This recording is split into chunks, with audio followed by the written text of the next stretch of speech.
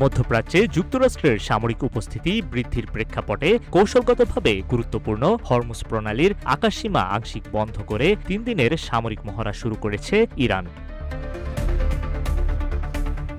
মঙ্গলবার শুরু হওয়া এই লাইভ ড্রিল মহড়া চলবে 29 জানুয়ারি পর্যন্ত, যেখানে সরাসরি গোলাবর্ষণের অনুশীলন চালানো হচ্ছে।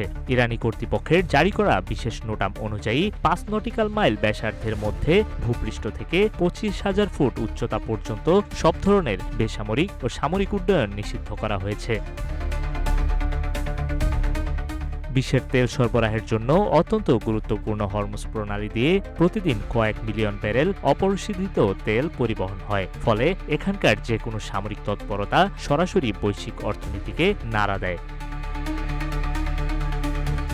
কিউব হোল্ডিংসের গল্পে সেই রেখাটি আঁকা হয়েছিল আজ থেকে 1 যুগ আগে। নকশাই আমাদের ভাষা। Cube holdings limited. এমন সময়ে এই মহড়া চালাচ্ছে ইরান, যখন মার্কিন বিমানবাহী রণতরী ইউএসএস আব্রাহাম লিঙ্কন এবং একাধিক গাইডেড মিসাইল ধ্বংসকারী জাহাজ মধ্যপ্রাচ্যে মোতায়েন রয়েছে।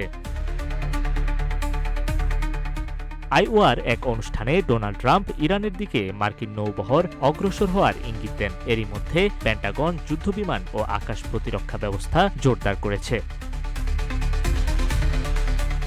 ইরানের বিপ্লবী গার্ড বাহিনী সতর্ক করে জানিয়েছে, প্রতিবেশী কোনো দেশ থেকে ইরানের উপর হামলা হলে সেটিকে সরাসরি শত্রুতা হিসেবে গণ্য করা হবে এবং যে কোনো আঘাতকে পূর্ণাঙ্গ যুদ্ধ হিসেবে বিবেচনা করা হবে।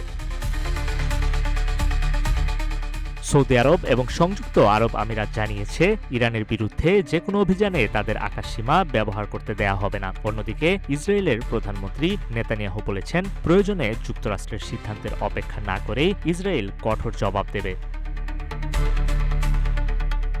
হরমুজ প্রণালীতে ইরানের লাইভ ড্রিল শুধু সামরিক মহড়া নয়, এটি একটি স্পষ্ট কৌশলগত বার্তা। যুক্তরাষ্ট্র, ইরান এবং ইসরায়েলের পাল্টাপাল্টি অবস্থানে মধ্যপ্রাচ্য এখন এমন এক উত্তেজনাকর মোড়ে দাঁড়িয়ে, যেখানে সামান্য ভুল সিদ্ধান্তই পুরো অঞ্চলকে ঠেলে দিতে পারে বৃহৎ সংঘাতের দিকে।